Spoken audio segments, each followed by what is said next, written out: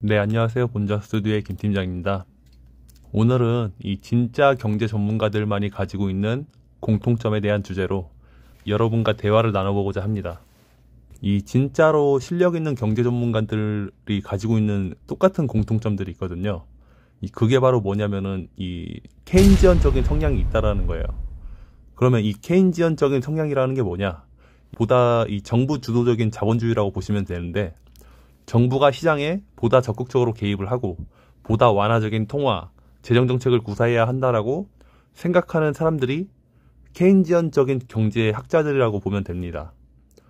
쉽게 말해가지고 돈을 찍는 게 안 찍는 것보다 낫더라. 이 경제 위기 때는 돈을 찍어서 경제를 살려야 하더라 라고 보는 사람들이라는 거죠. 이 일본의 리처드 쿠, 또 미국의 레이 달리오와 폴 크루그먼, 또 한국의 장하준, 윤채연, 그리고 대선 후보인 우리 허경영 총재님 등 이 실력 있는 경제 전문가들은요, 이 하나같이 케인지언적인 성향을 가지고 있습니다. 이 먼저 리처드 쿠를 제가 설명을 드리자면요, 이 사람은 일본이 낳은 세계적인 경제학자입니다. 이 리처드 쿠가 지은 밸런스 시트 불황으로 보는 세계 경제라는 책이 있습니다. 이 책 내용이 뭐냐면요, 이 부동산이라든지 주식 같은 이 자산시장 가격이 하락할 때, 그때는 이 내가 가지고 있는 이 자산의 가격도 하락하지 않겠습니까? 그러면 그게 결국에 그 나라의 극심한 경기 불황으로 나타날 수 있다라는 거예요. 그 대표적인 예가 일본에서 언제입니까? 이 90년 초 이후 일본이 부동산 버블이 붕괴되지 않았어요? 그때 이 부동산 자산 가격 하락에 기인해서 이 일본이 경기 불황이 생겼는데, 그때 일본 정부가 그나마 이 재정 지출을 적극적으로 늘림으로써 이거를 해결할 수가 있었고, 또 이 재정 지출을 적극적으로 늘림으로써 그러한 이 밸런스 시트 불황을 해결이 가능하다라고 말을 하는 게 이 책의 내용의 핵심입니다. 또 이 미국의 레이 달리오라는 사람은요, 이 사람이 현재 그 세계적인 헤지펀드의 CEO입니다. 이 사람도 20년에 이 19년 말인가 20년 초쯤에 금융위기 템플릿이라는 책을 쓴 적이 있어요. 이 책의 내용도 뭐냐면은, 이 경기 불황은 크게 인플레이션형 불황과 디플레이션형 불황이라는 두 가지 종류가 있는데요. 이 각각의 불황은 어떤 경우에 어떻게 발생하는가에 대해서 이 설명을 하는 게 주된 내용입니다. 근데 이 레이 달리오도요, 이 책에서 뭐라고 기술을 하냐면요, 내가 그동안의 역사적 통계들을 다 살펴보니까 이 돈을 찍는 게 안 찍는 것보다 이 경제 상황을 전반적으로 더 낮게 만드는 경향이 있었다 라는 식으로 기술을 해놓은 부분이 있어요. 제가 그거 봤거든요. 즉, 이 돈을 찍어서 경기 불황을 해결할 수 있다 라는 그러한 얘기를 레이 달리오도 하고 있다라는 거예요.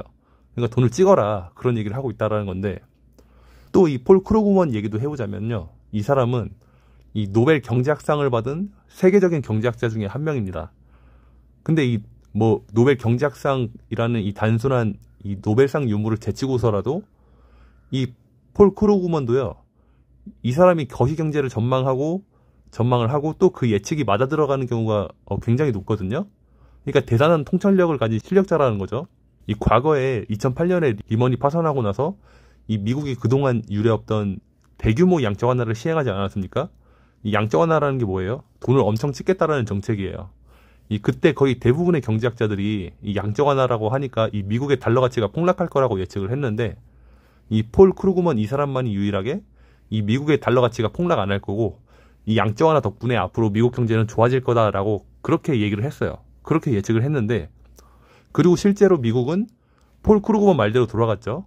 양적 완화로 경제 위기 극복하고 달러 가치도 폭락하지 않았죠. 하여튼 그 정도로 대단한 실력자인데, 또 한국에는 이 장하준 교수라는 분도 계십니다. 이 사람이 어떤 사람이냐면요, 한국이 낳은 세계적인 경제학자예요. 또 위에 언급한 이 폴 크루그먼이랑 서로 친하다고도 해요. 이 글로벌적으로 이 사람만큼 이 권위가 있는 경제학자가 이 한국에는 없거든요.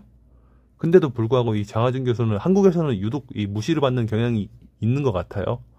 어쨌든 제가 개인적으로 이 장하준 교수님의 책을 통해서도 꽤 많은 영감을 받았습니다.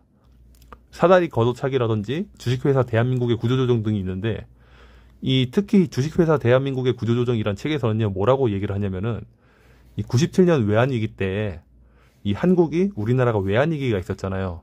그때 IMF가 하라는 대로 했어. 근데 그 과정에서 우리나라가 기업들이 많이 부도났거든요.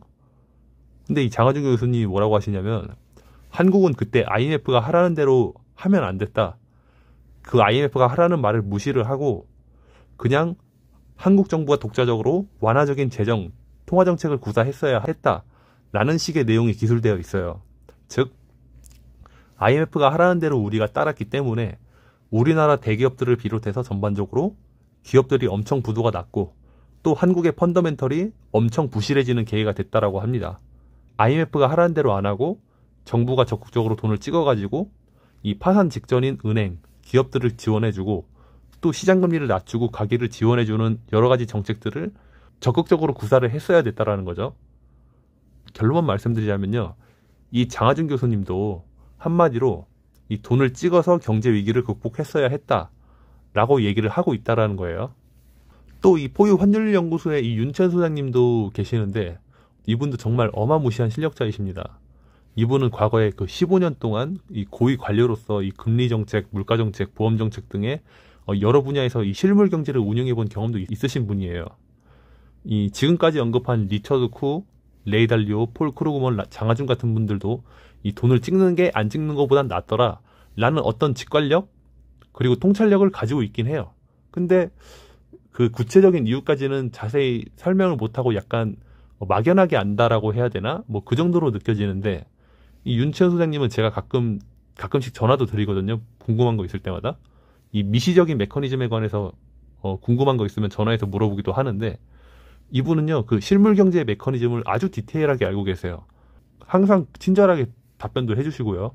그 아주 디테일하게 알고 계신데 이 정부가 예를 들어서 정부가 돈을 찍어서 시장에 풀잖아요.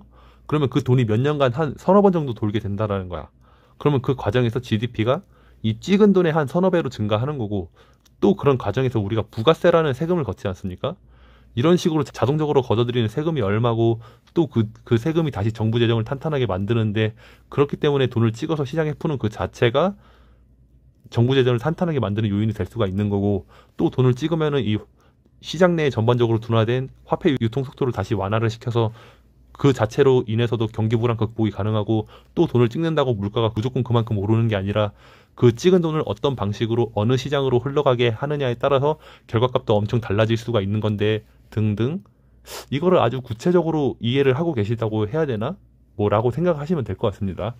어쨌든 윤치현 소장님도 이 돈을 찍는 게 안 찍는 것보단 낫더라 라는 시각을 가지고 있으신 걸로 보이고요. 그리고 우리 허경영 총재님은 뭐 그냥 끝판왕이시죠. 경제뿐만 아니라 이 모든 분야에서 이 정점의 실력에 군림하고 계시죠. 그렇기 때문에 이 미래를 다 내다보고 이미 몇십 년 전에 3.3 정책이라는 세부적인 정책들도 만들어내신 거고요. 진짜로 이 정책들은 앞으로 전 세계적으로 반드시 도입될 수밖에 없을 정도로 이 혁신적이고 시대를 앞서간 정책들인데 어쨌든 이렇게 진짜 실력자들은 이 케인지언적인 성향을 가지고 있다는 게 이번 영상의 핵심입니다. 여러분 케인즈가 누구입니까? 이 존 메이너드 케인즈. 이 전설의 3대 경제학자 중 한 명이죠. 이 3대 전설의 경제학자에는 누가 있냐면요. 국부론의 애덤 스미스, 자본론의 마르크스, 그리고 수종 자본주의의 케인즈가 있습니다. 이 케인즈가 왜 대단하냐면요. 이 전 세계 경제 전문가들은요. 이게 크게 두 가지 부류로 나뉩니다. 이 경제를 암기식으로 공부한 사람들이랑 경제를 이해하는 식으로 공부한 사람들 이렇게 두 부류로 나뉘는데 이 실물 경제를 제대로 이해하는 식으로 공부한 사람들은요. 이 반드시 케인지언적인 성향을 띌 수밖에 없게 됩니다. 왜냐면은 이 케인즈가 왜 대단하냐면은 이 사람은 그 특유의 통찰력으로 이 사람들이 잘 모르던 이 화폐의 숨은 성질을 혼자만 꿰뚫어 보고 있었어요. 그 시대에. 이 사람들이 잘 모르는 이 화폐에 숨겨진 성질이 있습니다. 그게 뭐냐면은 이 화폐는 그 자체로 생산량을 증가시킬 수가 있어요. 이 화폐를 찍어서 시장에 유통시키는 그 자체가 이 생산량, 즉 GDP를 증가시킨다라는 거예요.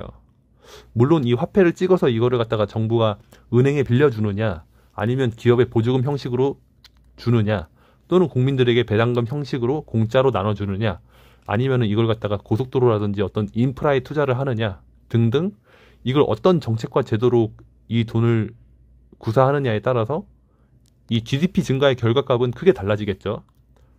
크게 달라지긴 하겠지만 결국의 핵심은 뭐로 가든지 간에 어쨌든 화폐를 찍는 게 결국에 GDP를 증가시키더라 라는 게 핵심이에요. 어쨌든 화폐를 찍는 게 GDP를 어떻게 증가시키냐라는 과정은 제가 저번 시간에 디테일하게 설명을 드렸을 거예요. 하지만 제가 다시 간단하게 설명을 드려볼게요.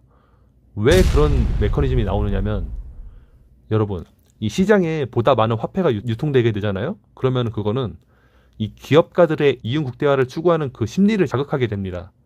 그러면 기업가들은요, 이 시장에 많이 유통된 화폐를 차지하기 위해서 이 적극적으로 생산을 할 수밖에 없거든요. 그러니까 나중에 이게 생산량이 결국에 늘어날 수밖에 없게 되는 거예요. 이렇게만 간단하게 설명을 드릴게요. 어쨌든 이런 화폐의 성질을 이해하게 됐을 때 그 사람은 케인지언적인 성향을 가지게 될 수밖에 없다라는 거고, 그렇기 때문에 이 허경영의 삼삼정책도 이걸 하나하나 뜯어보면은 이게 결국 다 케인지언적이고 친기업적인 정책으로 불릴 수도 있다라는 거죠.